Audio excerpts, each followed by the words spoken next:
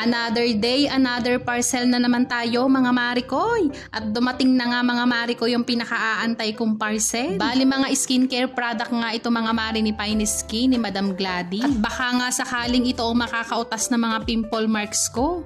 At dahil nga nakita ko si Miss Rhea, isa sa kakilala ko dito sa barangay namin, gumagamit nga din siya ng mga ganito. Ay talaga namang glass skin kung glass skin sa pagkakakinis. At dahil nga inggitera akong tunay mga marikoy, ay makikigaya nga tayo.